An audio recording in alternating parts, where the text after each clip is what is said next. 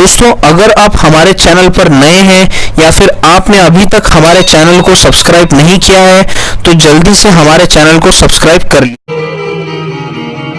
हे प्रभु, आपके श्री चरणों का दर्शन हो गया, हमारे मन की सारी कामनाएं पूर्ण हो गई, अब और कुछ नहीं चाहिए। भगवान ने कहा कि हे कर्दम ऋषि, आप संकोच मत करो। आपने मन में विवाह की इच्छा प्रकट की थी और हमारी भी इच्छा है कि आप विवाह कर लो। कर्दम ऋषि ने कहा कि प्रभु, इच्छा तो हुई थी लेकिन अब आपके दर्शन हो गए तो अब इच्छा रही नहीं, लेकिन आपका आदेश है तो उसका पालन हम अवश्य करेंगे। अब बालक अपने मुख से कैसे कहेगा कि हमारा विवाह कर दो? आपकी इच्छा हम अवश्य पूर्ण करेंगे, आपके आदेश का अवश्य पालन करेंगे। लेकिन हे प्रभु, एक इच्छा है। भगवान ने कहा, कहो। कर्दम ऋषि ने कहा, प्रभु, हम विवाह करें, गृहस्थ जीवन स्वीकार करें तो हमारे गृहस्थ जीवन में आप स्वयं पुत्र के रूप में प्रकट हो, आप हमारे यहाँ संतान के रूप में प्रकट हो। हमने स्वीकार किया है। हे कर्दम जी, आपके यहाँ मैं स्वयं पुत्र रूप में आऊंगा।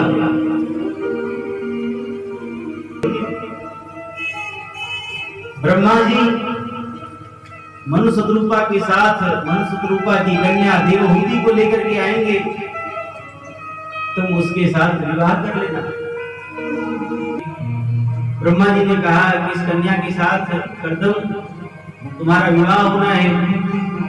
कर्दम ऋषि अपनी कुटिया से आसन लेकर के आए, बिछा दिया, सभी अपने अपने आसन पर बैठ गए। माता देवहूति विचार करने लगी, पति के द्वारा बिछाए गए आसन पर बैठना यह तो अपराध है, पति से सेवा लेना यह तो अपराध है।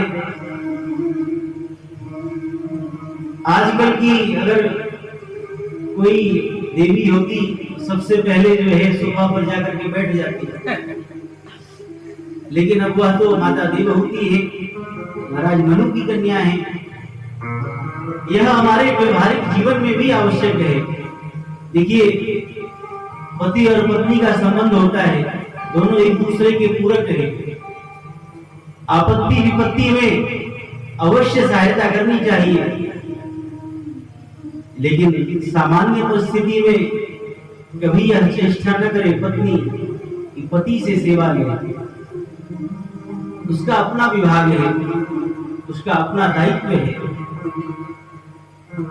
माता देवहूति ने विचार किया कि पति के द्वारा दिए गए आसन पर बैठना यह तो पति का अनादर होगा, तो उन्होंने अपने वाम हस्त को उस आसन पर रख करके और नीचे बैठ गई।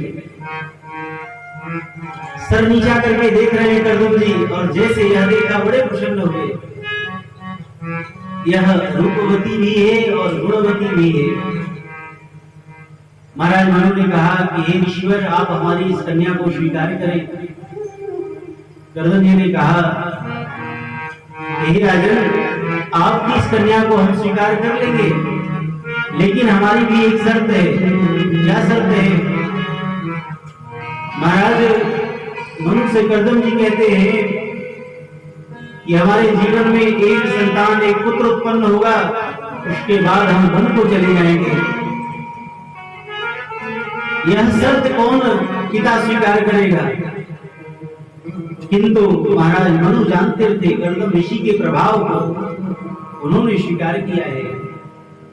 और महाराज ब्रह्मा जी ने कर्दम ऋषि और देवहूति का विवाह कराया।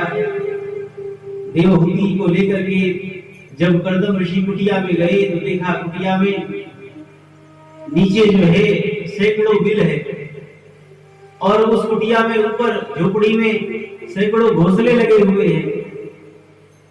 यह देख करके आंखों में सुगंध बहने लगा देवहूति के। इतना तपस्वी, इतना तेजस्वी पति मुझे प्राप्त हुआ, कितना मेरा सौभाग्य है।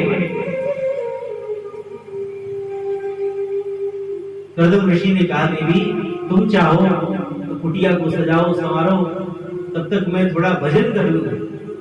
भगवान के भजन में निमग्न हुए तो महाराज हजारों वर्ष बीत गए। माता देवहूति रोज स्नान कराती, सेवा जो कुछ फल वन से मिलता उसको ग्रहण कर लेती। हजारों वर्ष बीत गए।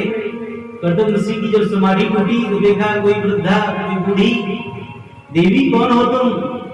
माता देवहूति ने अपना परिचय दिया कि हजारों वर्ष पूर्व हमारे पिता महाराज मनु ने आपके साथ हमारा विवाह किया था, और आप तो ऐसे भजन में निमग्न हुए कि हमारा तो बुढ़ापा आ गया।